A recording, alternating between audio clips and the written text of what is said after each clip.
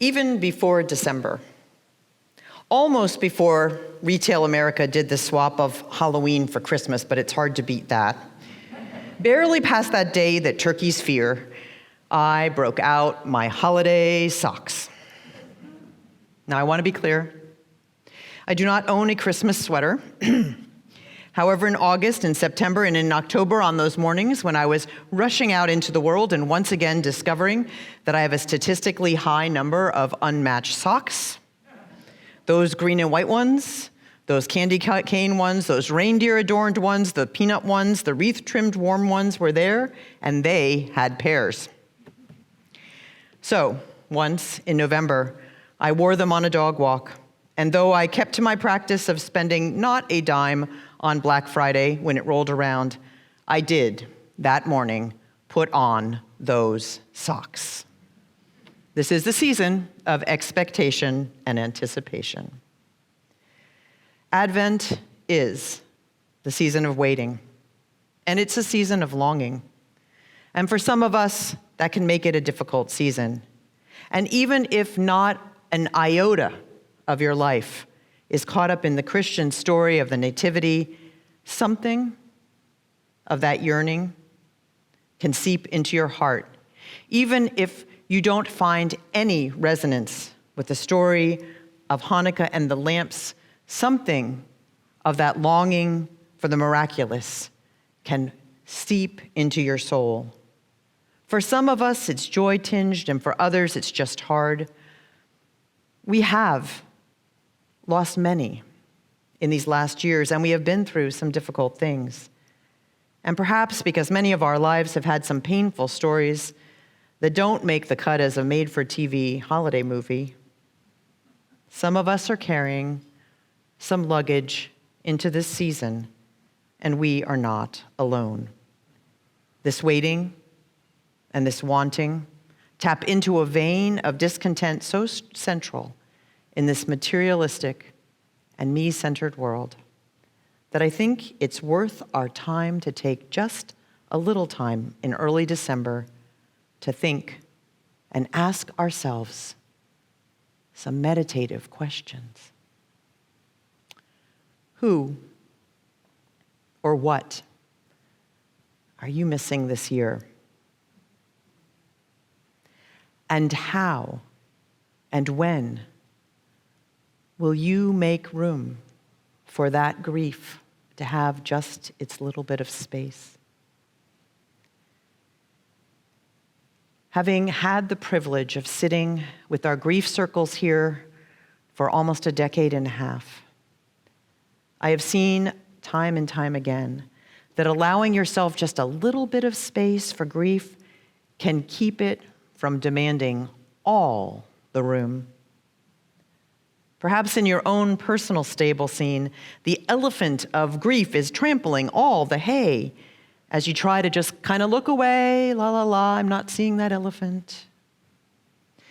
So many of us are missing people. Just think about the lives that we have lost in this community alone.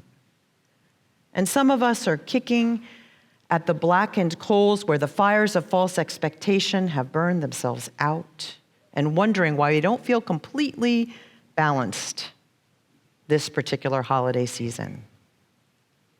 We have to keep asking ourselves those questions. What are the disappointments you associate with this time of year? What are the desires that you are ready to let go of? Have that half a Christmas, if you will, half a Hanukkah, half a solstice, so that you can be more fully and wholly here. Perhaps these desires are the wild horses who are pulling you so fast you can't even take a moment to look up and see the special December brilliance of the stars. And they really are brilliant this year. What within you needs some tending? What needs some space to close the year and enter into the next in a more whole and holy way? Perhaps that bear-like part of you that is present at this time, in this month, when the amount of dark exceeds the amount of light, is inviting you into the hibernation of introspection. Now, as a 20-something in my home congregation, back in Durham, North Carolina, I loved to lead worship, and everyone knew that. And they would let me do the service between Christmas and New Year's every year. They just let me do that. Can you imagine? For some reason, the ministers didn't want to do that service. I don't know. One year, I did it on this phrase that I actually didn't know what it was. I had heard it once, and phrases do this with me. They'll just get stuck in my head. And the phrase was, "If light in thee be darkness." And that was the name of the service that year. I don't even think I looked up to figure out where it came from. Well, it turns out it comes from the Christian scriptures, Matthew 6:23. The eye of the lamp is the lamp of the body. If your eyes are good, your whole body will be full of light. But if your eyes are bad, your whole body will be full of darkness. If then the light within you is darkness, how great is that darkness? Now, I will stand here today and tell you that I have very little to say about the traditional interpretation of that, because it has a light-dark dichotomy that I would reject. And it also is based in the idea, as it's often interpreted, that one must always turn towards the light. Sometimes I think we need to embrace the darkness. There's the yin and the yang. And this year I understand much better than I did a couple decades ago that embracing the greatness of that darkness, how great is that darkness, allows us to better appreciate the radiance of the light that Laura sang about, the light that we celebrate in all the holidays of this year. And we need to honor that dark. It's so vital. And that's why I look forward to the solstice service each year, which this year we're going to be able to have on the actual solstice, December 21st. The culture we swim in teaches us to turn away from anything that we see as possibly negative, anything we see as possibly emotionally difficult, be it grief, be it sorrow, be it dread, within our own hearts. So this year, and especially this year, if you are feeling weary, scared, uncomfortable, or sad, please know you're not alone. You may be the only person who will admit it, and maybe the office holiday party is not the place for that confession, but you are not alone. You have a gift waiting among that ramshackle place where instead of camels and sheep and unusually gentle cows, the elephant, the wild horses, and the bears dwell. The gifts lie in the questions. What is it that your heart is longing for this year? What is it that you are afraid to long for this year, daunted, maybe even overwhelmed by the possibility of disappointment?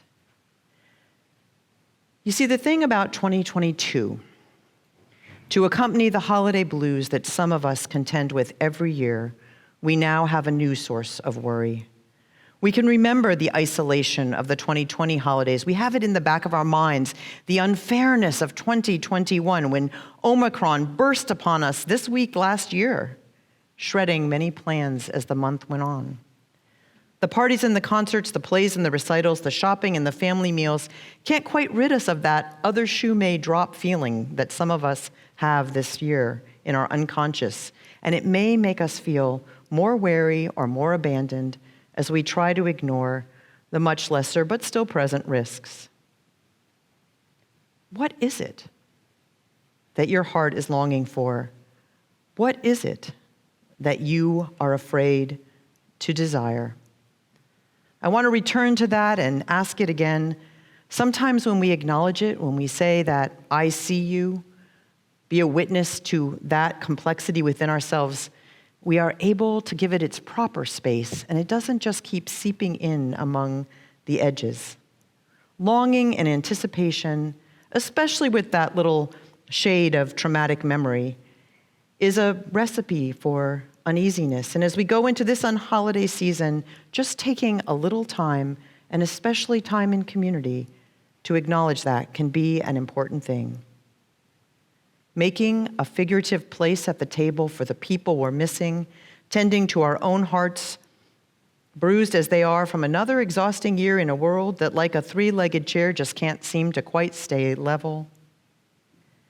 We need to do this so that we can put it in our proper place and not become what is known in the Buddhist and Sikh and Jain traditions as a hungry ghost, beings that, as the Lion's Roar magazine described it, are tormented by desire for that which they can never have. When you see pictures of these images from those traditions, they're often pictured as beings with tiny mouths and throats and big, swollen bellies, hungry and starving, because they can never consume enough to satiate their hunger. We all know people who are caught in this, and if we're honest, we've been those people at times. But if we are able to just give those feelings that we have a little place, then we do not have to give them everything. I think another piece that I am really coming to see is that in this world, this 2022 world, this world where we live this particular holiday season, we're still living in this place where we are fighting for truth, in this survival brain dominance world, where we've seen the worst abuses of religious life and also the worst abuses of political life, and some examples of the worst of what us human beings can do. It can be too hard to understand what our place is, and we can retreat into a kind of unhealthy self-bubble. I think it's true that, as Reverend Angel Kyoto Williams, a Buddhist sensei, says, we can take everything, anything, and make it part of our incarceration. She points out in a dialogue with Insight Meditation teacher Tara Brach that when Buddhism came to the West, it became about personal enlightenment rather than collective enlightenment, and that it might be time to take just a little bit more of that collective back so that we can remember that my liberation and my salvation is tied to your liberation and your salvation. We can feel our true hungers in these darker days. We can give what we need and find the courage to hold our largest longings as well. So, in this time, a few more questions. How do we allow ourselves the gift of waiting, of anticipating, of not needing to control the outcome? How do we honor all the questions of our hearts and at least give a nod and a witness, an I see you, to our larger expectations? This is what something in us longs for. It's not just about socks. It's not just about the latest tech candy. It's not just about Jesus being the reason for the season. Not the Jesus who will give you a car if you pray hard enough. But it might be about that agape love that we honor in our Advent wreath today. How do we give ourselves the radical gift of love that we can affirm in ourselves that we have wisdom within ourselves and be able to wait and anticipate that we can find a larger gift in ourselves and in connection, in community, and in our hope for the world? How can we give ourselves that greater gift we form together, which is the gift of love, the gift of possibility?